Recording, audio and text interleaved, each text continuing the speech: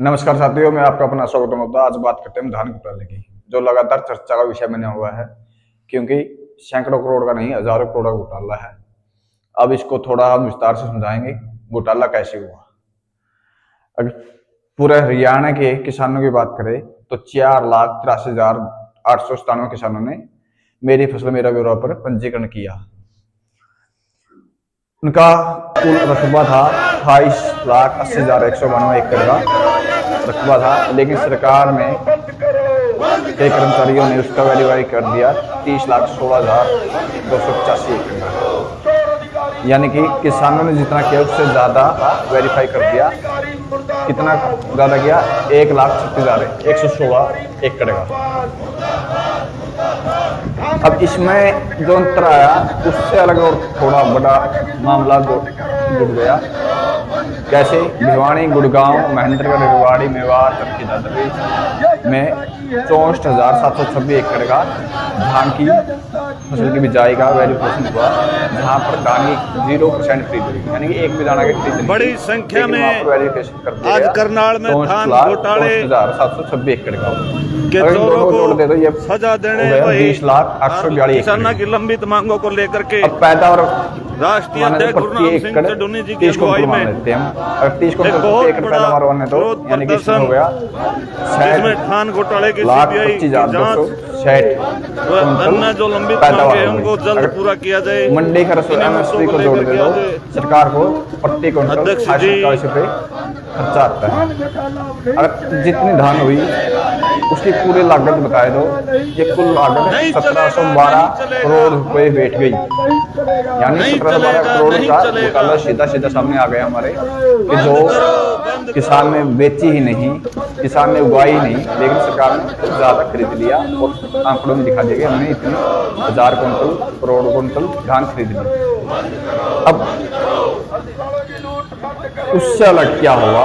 उससे अलग अब 1200 रुपये प्रति एकड़ धान पर कह दिया कि हम जितने में धान की बिजाई हुई थी, जिसमें किसान ने धान बिजाई की, धान कटाई की, और उसके बाद जो फलने यानी प्रदूषण का जो मैन मिलता है उसको जो किसान आग नहीं लगाएगा उसको प्रति एकड़ 1200 एकड़ देंगे।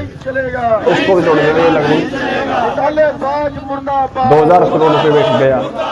अब उससे बड़ा मामला एक और हुआ कि सरकार कहती है हम 24 फसलों पर एमएसपी देते हैं, लेकिन किसानों को क्या मिला? अगर पूरे हरियाणा की बात करें तो 99% किसानों को 100 रुपए से लेकर 500 रुपए तक का कट लगा। वह क्यों कट लगा? उसमें बोल दिया कि नमी ज्यादा है, इसमें क्वालिटी का डिफरेंस है, वह कट लगा। लेकिन किसानों के खाते में पैसे इतने आए, उसका बात मान सकते हैं कि सरकार ने तो पैसे किसानों के खाते में डाले, लेकिन जब किसान की फसल जाती है तो किसान मजबूरी में उसको बेचना पड़ता है और समझौता करना पड़ता है, और किसानों ने समझौता करना पड़ा। यानी किसी ने 100 रुपये में किया, किसी ने 500 रुपये में किया। अगर इसका पूरा आंकड़ा उठाएंगे तो लगभग 10,000 करोड़ रुपए का यह घोटाला सामने आएगा। अब सरकार इसकी जांच कर रही है, लेकिन जांच कैसे कर रही है आप देखिए।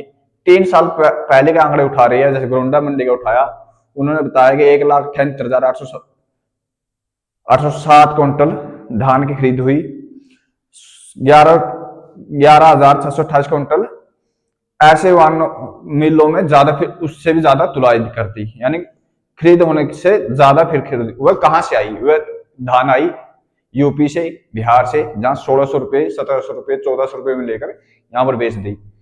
तब 2370 रुपये का रेट था, यानी उसका आंकड़ा उठा रहे। लेकिन अब जांच का विषय ये है कि जो अब ताजा घोटाला हो उसकी जांच कब होगी? जब जांच हो रही है, कुरुक्षेत्र में हो रही है, जैसे सबसे बड़ा फतेहाबाद में, फिर कुरुक्षेत्र में, फिर करनाल, यमुनानगर, ऐसे ही जहां धान की बिजाई होती है सबसे ज्यादा घोटाले यहीं आ रहे हैं। तो अब जांच हो रही है, तो वहां पर बड़ा चुकाने वाली बात एक और है कि उनमें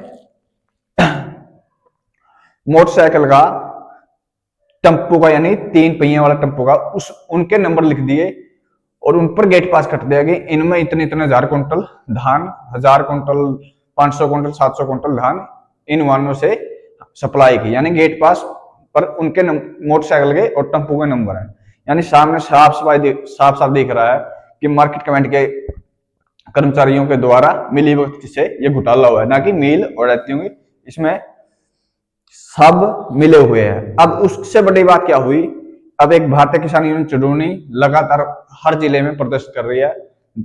जैसे कल करनाल में प्रदर्शन था, तो वहां प्रदर्शन करते करते हुए SHO रामलाल था, उसने किसानों को बोल दिया कि ये तो फोटो खिंचवाने के लिए हर दिन सड़क पर आ जाते हैं। क्यों किया, क्यों बोला, कैसे, कारण क्या था? उसका कारण यही था कि उसकी हिस्सेदारी उसके में थी, यानी कि हम ये नहीं कह सकते कि इसमें ऐड थी नील मालिक और मार्केट कमेटी है, ये सबका हिस्सेदारी है। इसमें SHO आ गया, DC आ गया, या मंत्री आ गया, संतरी आ गया, ऐसे ऐसे और वो भी लगेगा। जैसे हमारा नरवाना में जो हमारे कृष्ण वेदी है, उसने भी प्रति कट्टा 10 रुपए का वो चार्ज लगा लिया है। उसने कहा लूट लो जितना लूटना, लेकिन हम 10 रुपए कट्टा चाहिए, और वो है, लेकिन अभी जांच नहीं हुई है, हम इसके पुष्टि भी नहीं करते हैं।